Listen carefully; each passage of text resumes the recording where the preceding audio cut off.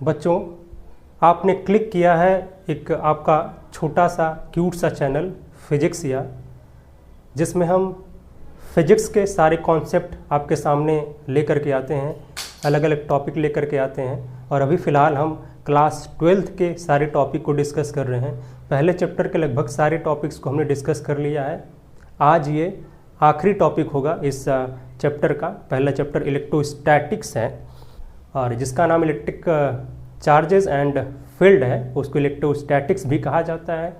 इसका कारण ये है क्योंकि हम यहाँ जो चार्ज का स्टडी करते हैं, उस चार्ज का अध्ययन करते हैं, उसके बारे में उससे रिलेटेड फील्ड, पोटेंशियल और सब कुछ फाइंड करते हैं, कैलकुलेट करते हैं।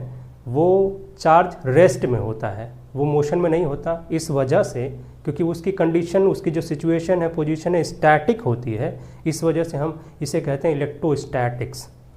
तो चैप्टर का नाम है इलेक्ट्रिक चार्जेस एंड फील्ड, इसको इलेक्ट्रोस्टैटिक्स भी कहा जाता है। इसमें आज हम आखिरी टॉपिक को डिस्कस करेंगे और हम डेली जो है आपके लिए इस चैनल पर फिजिक्स के नए नए टॉपिक्स लेकर के आते हैं। और कुछ बच्चे जो हमसे जुड़े हुए हैं, जो डेली, जो रेगुलर हमारे वीडियो देखते हैं, उनसे ये रिक्वेस्ट है कि वो अपने डाउट्स, जो उनके डाउट्स हैं, वो कमेंट बॉक्स में ज़रूर हमें अवगत कराएं कि क्या उनके डाउट्स हैं।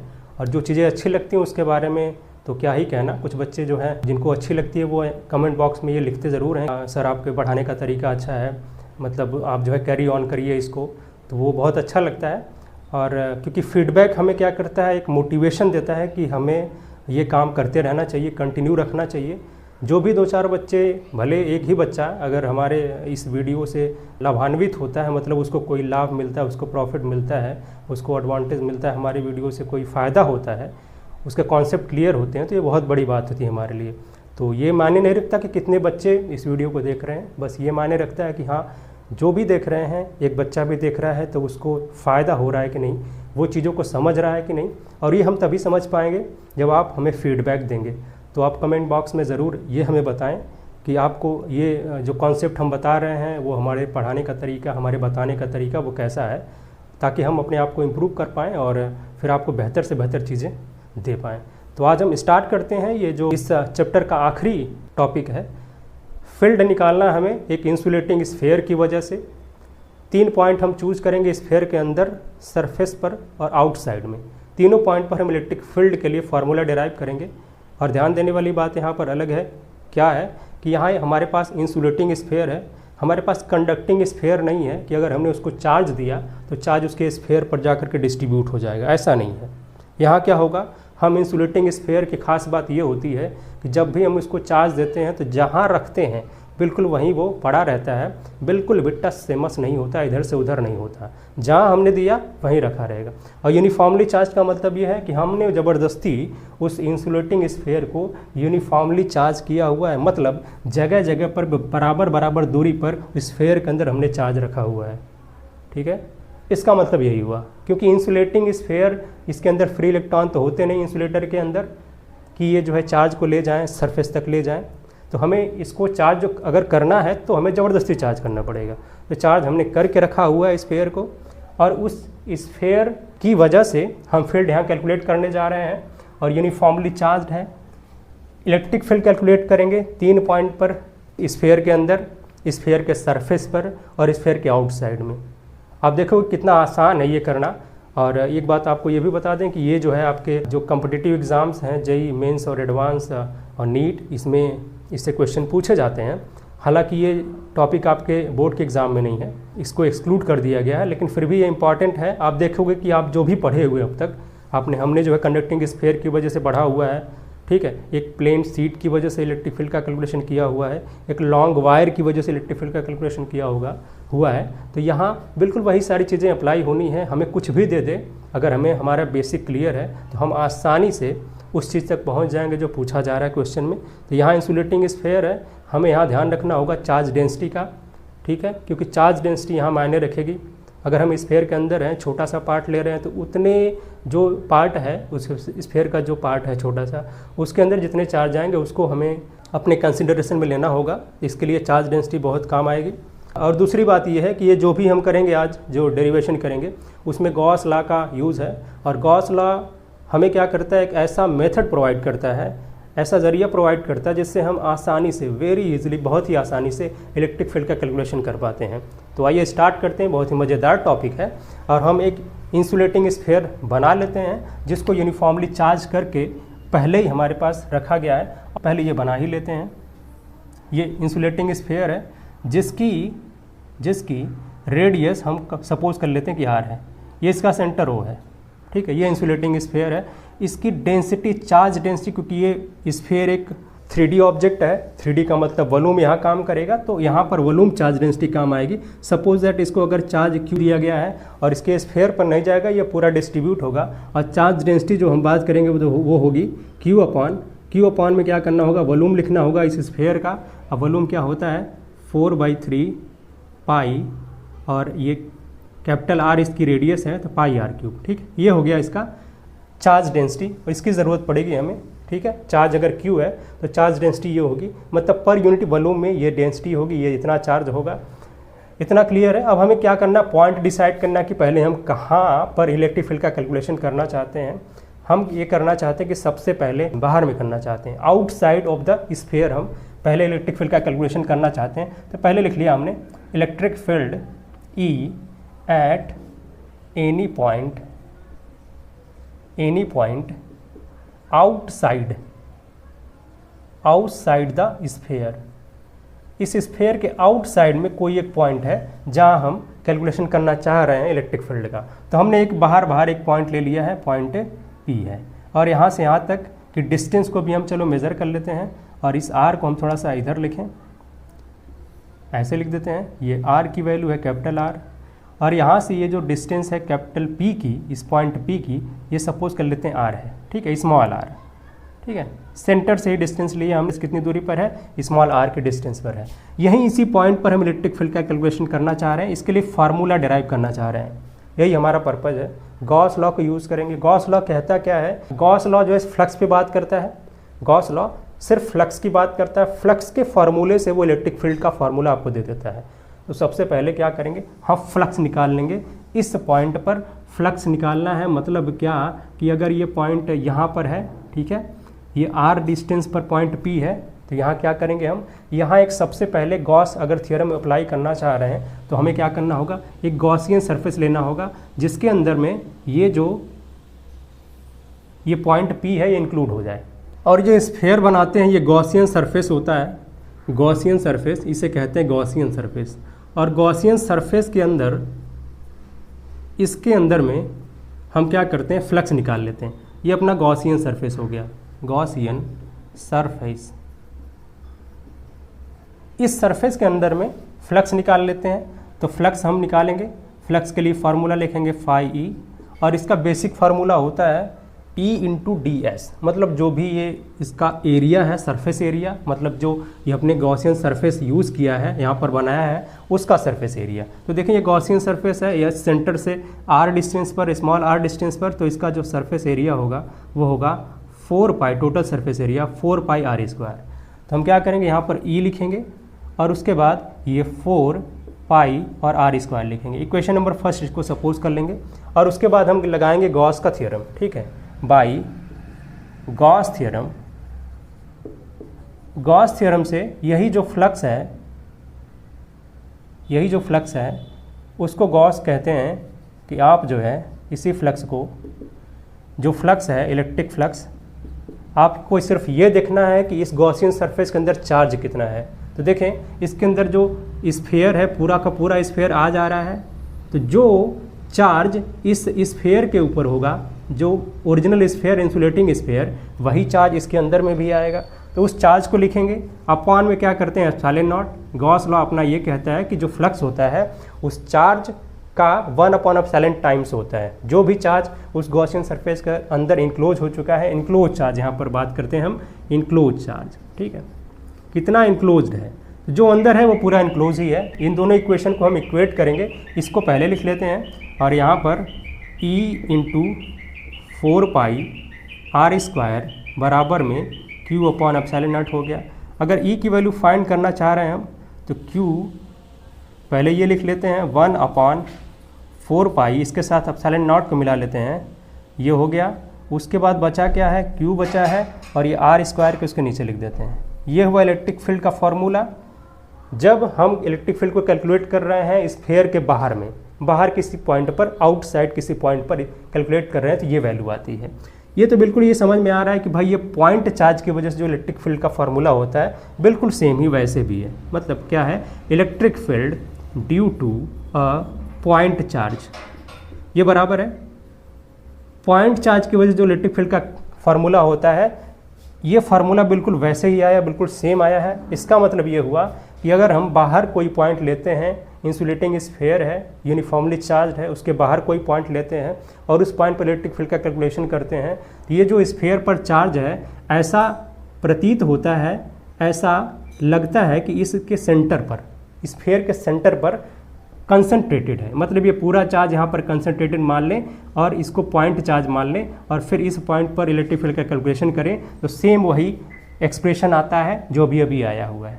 ठीक है, मतलब इसके लिए ये जो इंसुलेटिंग स्फीयर है उसके लिए बाहर वाला पॉइंट ऐसे काम करता है जैसे पूरा चार्ज इसके सेंटर पर कंसंट्रेटेड है। ये हुआ कि आउटसाइड में हमने इलेक्ट्रिक फील्ड का कैलकुलेशन कर लिया।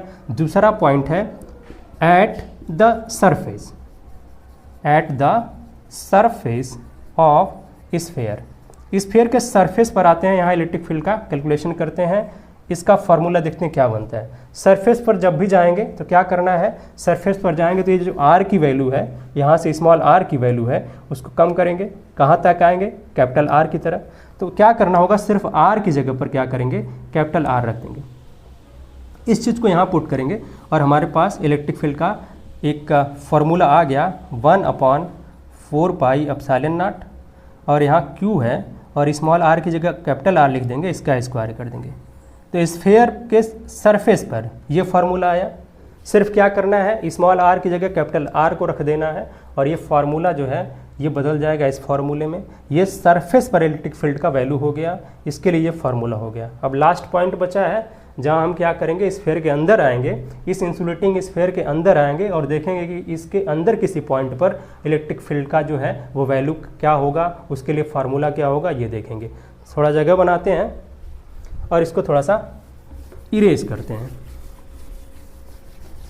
अंदर जब आएंगे तो हमें एक नया गॉसियन सरफेस ड्रॉ करना पड़ेगा।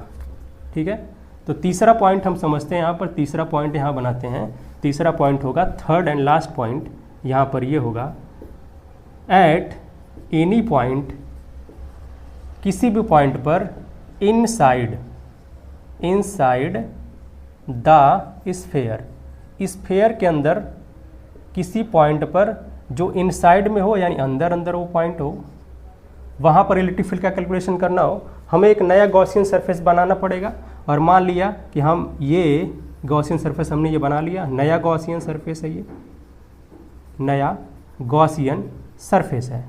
गॉसियन सरफेस 2 कह लेते हैं, ये 1 था। और इसके अंदर में जो चार्ज आएगा वो यहाँ मायने रखेगा। तो इसके अंदर में चार्ज कैसे कैलकुलेट होगा, सबसे पहले हमें यहाँ चार्ज डेंसिटी को देखना पड़ेगा कि चार्ज डेंसिटी कितनी है। इसके वॉल्यूम से जो अपना गॉसियन सरफेस हमने बनाया है, जो गॉसियन सरफेस हमने बनाया है, इस गॉसियन सरफेस के वॉल्यूम से इसके चार्ज डेंसिटी में मल्टीप्लाई करेंगे तो हमें पता चलेगा कि इस पे चार्ज कितना है, इसके अंदर में चार्ज कितना है, इस गॉसियन सरफेस के अंदर कितना इंक्लोज्ड चार्ज है, ये चीज़। तो सबसे पहले तो क्या करें, फ्लक्स का फार्मूला लिखते हैं। फ्लक्स का फार्मूला φE होता है, इलेक्ट्रिक फ्लक्स का फार्मूला। इसके लिए क्या करना है, गॉसियन सरफेस जो बनाया है, फिर से जो हम डिस्टेंस लेंगे, ये जो गॉसियन सरफेस है उसको, उसकी रेडियस को हम r ले लेते हैं, उसकी रेडियस को r ले लेते हैं। और जो r रेडियस का जो सरफेस है उसका सरफेस एरिया कितना होगा, टोटल सरफेस एरिया 4 पाई r स्क्वायर होगा, 4 पाई और स्मॉल r स्क्वायर होगा। और इलेक्ट्रिक फील्ड को यहाँ हम इसके साथ मल्टीप्लाई करेंगे। इक्वेशन नंबर फर्स्ट लिख दिए हम, क्लियर है। उसके बाद गॉस लॉ को अप्लाई करेंगे और गॉस लॉ कहता है कि भाई यही जो फ्लक्स है वो क्या होता है, इसके जो गॉसियन सरफेस है उसके अंदर जितना इंक्लोज चार्ज है, यानी Q, और Q नहीं लिखेंगे, यहाँ Q डैश लिखेंगे क्योंकि पूरा चार्ज तो इसके अंदर आ नहीं रहा है, ये थोड़ा सा गैप छूट जा रहा है। मतलब इसके अंदर जो इतना चार्ज होगा वो छूट जाएगा। ये जो गैप हम बना रहे हैं उसमें जो चार्ज होगा वो छूट जाएगा, गॉसियन सरफेस के अंदर आएगा नहीं। हमें सिर्फ उस चार्ज को यहाँ कंसिडर करना है जो गॉसियन सरफेस के अंदर आ जाए। तो सिर्फ इतने पार्ट के लिए जो गॉसियन सरफेस है तो क्यू डैश होगा, सपोज दैट यहाँ सपोज कर लेते हैं कि यहाँ कितना चार्ज छूट गया है, क्यू डैश हो गया है और बाकी चार्ज जो है निकल गया है। क्यू में से क्यू डैश इस गॉसियन सरफेस के अंदर है, इनक्लोज है। तो ये इनक्लोज चार्ज हमने लिखा, इनक्लोज नया वाला इनक्लोज चार्ज अपॉन में एप्सिलॉन नॉट लिखेंगे। ये अपना गॉस लॉ ऐसे बताता है कि फ्लक्स इतना होता है।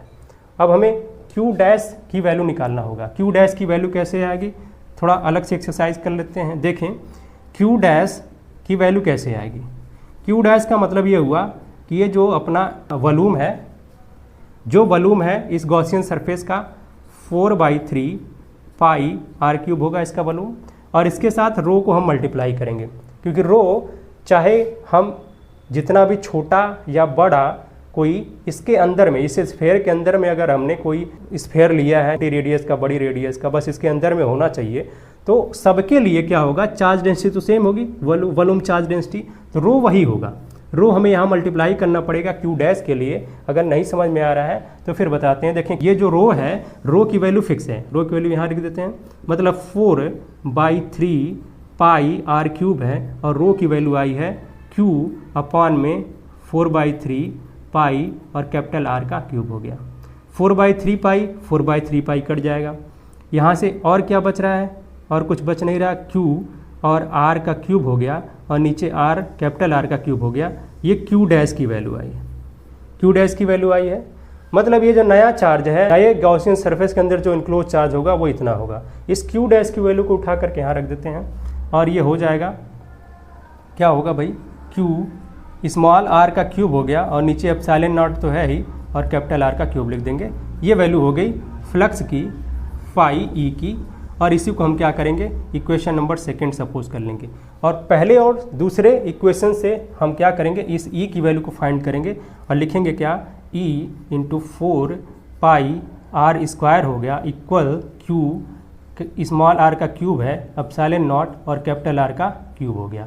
यहाँ देखें आर का स्क्वायर है और यहाँ पावर 1 ज़्यादा है तो ये कट जाएगा, और कुछ कटने लायक है नहीं। यहाँ ई की वैल्यू लिखेंगे क्या, ये 4 पाई एप्सिलॉन नॉट के साथ मल्टीप्लाई हो जाएगा, 4 पाई एप्सिलॉन नॉट होगा, और बचेगा क्या, यहाँ बचा है क्यू, और साथ में आर भी बचा हुआ है, और नीचे आर का क्यूब है, कैपिटल आर का क्यूब है। ये फार्मूला बना हमारे लिए। अगर हम जो है कोई पॉइंट इस इंसुलेटिंग स्फीयर के अंदर लेते हैं, अंदर में कोई पॉइंट है, इनसाइड में पॉइंट कोई है, तो वहाँ पर इलेक्ट्रिक फील्ड का वैल्यू ये आएगा, उसके लिए ये फार्मूला होगा। और हम देख रहे हैं कि ये जो है उस सेंटर से, उस स्फीयर के सेंटर से जो डिस्टेंस है उस पर डिपेंड कर रहा है, और साथ ही साथ यहाँ पर एक एक्सप्रेशन ये भी आया है कि जो टोटल जो सरफेस है उसका रेडियस भी इस फार्मूले के अंदर आया हुआ है। अब ज़रा देखें, तीनों फार्मूले हमारे पास हैं। ये तीसरा फार्मूला है अंदर के लिए, और फिर बाकी 2 फार्मूले थे वो हम जान रहे हैं। बाहर के लिए फार्मूला था, ये इनसाइड के लिए है, इनसाइड। आउटसाइड के लिए क्या था, बिल्कुल पॉइंट चार्ज वाला था, E=1/4 पाई एप्सिलॉन नॉट, और Q था, और अपॉन में R स्क्वायर था। और एट सरफेस पर क्या था, जो अभी हम कैलकुलेट किए हैं, सरफेस पर क्या था, जहाँ ये स्मॉल r है उसकी जगह कैपिटल R रख देंगे, और ये value 1/4 pi epsilon not Q upon में क्या हो जाएगा, कैपिटल R का स्क्वायर हो जाएगा। ये तीनों वैल्यू हमारे पास हैं। इन तीनों वैल्यू को लेकर के हम क्या करेंगे, एक ग्राफ ड्रॉ करेंगे, ताकि ये क्लियर हो जाए कि हम ये समझ पाएँ कि इलेक्ट्रिक फील्ड की वैल्यू कैसे वेरी कर रही है जब हम स्फीयर के सेंटर से इसके सरफेस पर जा रहे हैं, सरफेस से भी बाहर किसी पॉइंट पर जा रहे हैं, तो कैसे ये वेरी कर रही है। ये हम ग्राफ से दिखाना चाह रहे हैं आपको। बिल्कुल आसान है, ग्राफ से हम बिल्कुल समझ जाएंगे कि कैसे ये इलेक्ट्रिक फील्ड वेरी कर रही है। हमें क्या करना होगा, एक ग्राफ बनाना होगा। ग्राफ के लिए 2 एक्सिस लेंगे, एक एक्सिस पर हम क्या करेंगे, इस वैल्यू को यानी डिस्टेंस को रखेंगे, और यहाँ क्या करेंगे, इलेक्ट्रिक फील्ड को रखेंगे। ये अपना ओरिजिन होगा। ज़रा देखें, एक बात हम ये देखना चाह रहे हैं कि ये जो सेंटर है यहाँ पर इलेक्ट्रिक फील्ड कितना होगा, इसके सेंटर पर जो इंसुलेटिंग स्फीयर है उसके सेंटर पर कितना होगा। तो यहीं क्या करें, सेंटर के लिए क्या करना होगा, आपको R की वैल्यू 0 रख देना है। सेंटर के लिए एट सेंटर R = 0 रख देंगे। अगर R = 0 यहाँ रखा इस वैल्यू में, तो क्या होगा, इलेक्ट्रिक फील्ड अपना 0 हो जाएगा। तो इस ओरिजिन पर कितना होगा, जो ये सेंटर को प्रदर्शित करेगा, दिखाएगा, रिप्रेजेंट करेगा, वहाँ पर इलेक्ट्रिक फील्ड की वैल्यू 0 होगी। तो ई की वैल्यू 0 कहाँ मिलेगी, इसी ओरिजिन पर मिलेगी। आर की वैल्यू 0 कहाँ मिलेगी, इसी ओरिजिन पर मिलेगी। तो एक ये पॉइंट हमें मिल गया ग्राफ के लिए, पहला पॉइंट हमको यहाँ मिल गया है, ठीक है। अब उसके बाद क्या करेंगे, हम जो है अंदर से इसके सेंटर से बाहर की तरफ जा रहे हैं, थोड़ा दूरी बढ़ा रहे हैं, मतलब आर की वैल्यू बढ़ाते हुए जा रहे हैं। और अभी हम स्फीयर पर पहुँचे नहीं हैं, अंदर साइड में हमारे लिए ये फार्मूला वैलिड है, ठीक है, जिसमें हमें ये दिख रहा है कि ये जो ई है ये प्रोपोर्शनल है स्मॉल आर के। जो डिस्टेंस है, जो पॉइंट हम ले रहे हैं, उस पॉइंट की जो डिस्टेंस है सेंटर से, उस पर ये डिपेंड कर रहा है, उसके प्रोपोर्शनल है ये। तो ये हम ई जो है आर के रेस्पेक्ट में वेरी कर रहा है, आर के डायरेक्टली प्रोपोर्शनल है, तो हमें क्या मिलेगा, एक स्ट्रेट लाइन मिलेगी, बिल्कुल ऐसे ही, ठीक है। ये कब के लिए है, क्योंकि इन साइड ऑफ द स्फीयर ई जो है आर के डायरेक्टली प्रोपोर्शनल है। और जैसे ही हम क्या करेंगे, इस सरफेस पर पहुंचेंगे, वहाँ R equals to capital R हो जाएगा, और उसके लिए फार्मूला हो जाएगा एट सरफेस पर, ये है ना, एट सरफेस पर ये फार्मूला हो जाएगा।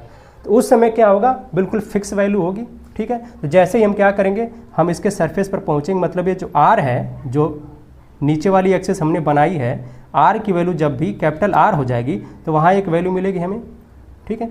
जहाँ पर इलेक्ट्रिक फील्ड फिक्स है, इसकी वैल्यू फिक्स है 1/4 पाई एप्सिलॉन नॉट, और Q है अपॉन में कैपिटल R का स्क्वायर है, और ये जो कैपिटल R है वो तो स्फीयर की रेडियस ही है, तो पूरी वैल्यू ये फिक्स मिलती है हमें। तो जैसे ही हम स्फीयर के सरफेस पर आते हैं, तो ये जो R की वैल्यू है कैपिटल R में कन्वर्ट हो जाती है, और उस समय जो इलेक्ट्रिक फील्ड की वैल्यू है वो फिक्स हो जाती है। ये फिक्स्ड वैल्यू है, क्योंकि रेडियस फिक्स होगी, स्फीयर की रेडियस फिक्स होगी, बाकी सारी वैल्यूज़ क्या हैं, फिक्स हैं, तो यहाँ पर फिक्स वैल्यू आएगी हम, ठीक है। लेकिन जैसे ही हम सरफेस के बाहर जाएंगे, स्फीयर के आउटसाइड में जाएंगे, तो ये फार्मूला काम करने लगेगा, ये वाला आउटसाइड के लिए ये फार्मूला काम करने लगेगा, जिसमें जो इलेक्ट्रिक फील्ड जो है वो वेरी करेगी 1/r² के रेस्पेक्ट में, यानी कि ये इन्वर्स स्क्वायर लॉ को फॉलो करेगी। यहाँ पर जैसे कूलम का फोर्स इन्वर्स स्क्वायर लॉ को फॉलो करता है, वैसे इलेक्ट्रिक फील्ड भी यहाँ इन्वर्स स्क्वायर लॉ के हिसाब से, उसके बेसिस पर वेरी करेगी। तो यहाँ पर इसके बाद जो ग्राफ होगा वो ऐसे होगा, जो यहाँ 0 तक जाएगा, इन्फिनिटी तक जाएंगे तो ये 0 की तरफ टेंड करेगा, बाकी ये वैल्यू ऐसे डिक्रीज करेगी, बहुत तेज़ी से घटेगी, क्योंकि R² नीचे है, इन्वर्स स्क्वायर लॉ के हिसाब से ये इलेक्ट्रिक फील्ड यहाँ पर घटेगी, डिक्रीज करेगी। तो ये हुआ इसके लिए ग्राफ, 0 से ओरिजिन से ऐसे स्ट्रेट लाइन गई, जब स्फीयर यहाँ सरफेस पर पहुँचे हैं तब R की वैल्यू कैपिटल R हुई है, यहाँ एक इलेक्ट्रिक फील्ड की वैल्यू मिली है, और बाकी के लिए यहाँ इसके लिए क्या है कि भाई ये इन्वर्स स्क्वायर लॉ के हिसाब से इलेक्ट्रिक फील्ड डिक्रीज कर रही है।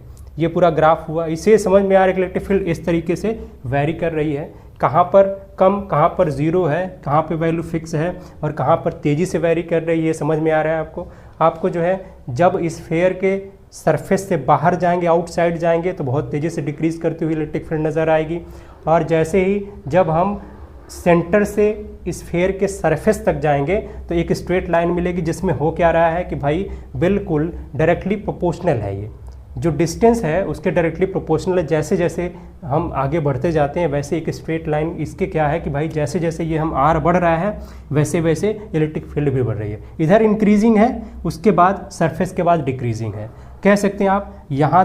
यहाँ तक वैल्यू क्या है, अगर हमने ओ से लेकर के इसको ए सपोज कर लिया है, इसके बाद इधर वाला पार्ट अलग है, तो अपना ओ से जो ए है वो क्या है, इंक्रीजिंग है, ये इंक्रीजिंग ग्राफ है। उसके बाद ए से लेकर के बाकी, मान लिया कि हमने ये बी सपोज कर लिया है, ए से लेकर के बी तक ये क्या है, डिक्रीजिंग है, और डिक्रीज भी कर रहा है तो कैसे, इन्वर्स स्क्वायर लॉ के हिसाब से डिक्रीज कर रहा है, और इंक्रीज जो कर रहा है वो क्या है, इस हिसाब से कि जो इलेक्ट्रिक फील्ड है वो जो डिस्टेंस है उसके डायरेक्टली प्रोपोर्शनल है, उसके हिसाब से वेरी कर रहा है, उसके हिसाब से इंक्रीज कर रहा है।